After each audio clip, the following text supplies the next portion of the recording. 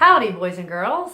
It's Michelle again, and welcome to day 14 of the 30-day confidence challenge using video. Today, we're going to talk about something called mirroring. And the best way I know to describe that is to provide an example. But there's 4 pieces to that. And that would be voice, breathing, movement, and body language. Now, I know I threw a lot at you, but I'm giving you those 4, set the stage: voice, breathing, movement, and body language. And now I'm going to tell you the story or the example.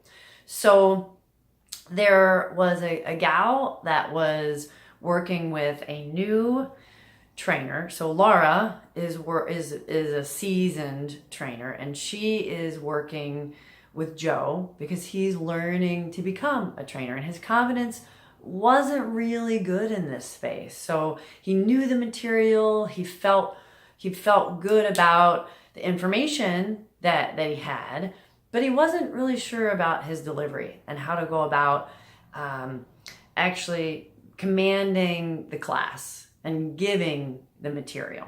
So that's where Laura came in. And so Laura, when she was training, her voice would be more upbeat, and her breathing was controlled. She'd walk around the room and interact with people during the training. And then her body language, she talked with her hands a lot, right? And so that was a lot for Joe. And he was watching this and observing this. And conversely, Joe's confidence was not as solid because he tended to talk really fast. And, his heart was racing. So his breathing was a bit shaky. And then his movements, he really didn't do much of that. He would stand in front of the class and chat and talk to the class. And then as far as body language, he kind of stood stiffly. So, there's Joe is one example, and then Laura's another. Now Laura's seasoned trainer, so she's been doing this for years. Now, the reason I'm using this example is it's applicable to mirroring. So what Joe did was he picked one of those. And for him, what he found most useful to gain confidence in teaching this material was not to mimic everything that Laura did, but he just picked one.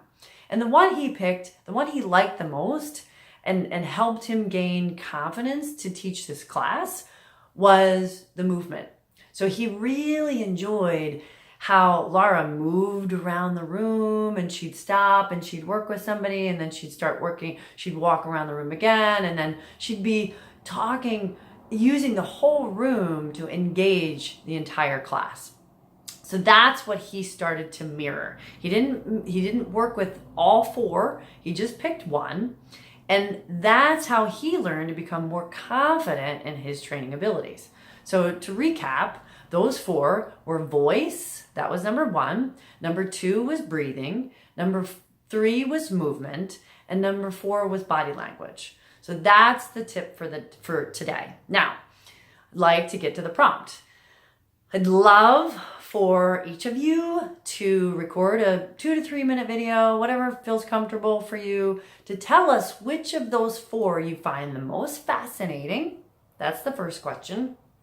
And tell us why you find that fascinating. And then which of those 4 do you think that you might be able to use to practice building your confidence based on what you want to learn through this 30-day challenge?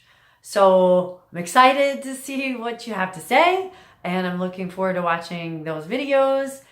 And until next time, you all have a wonderful day.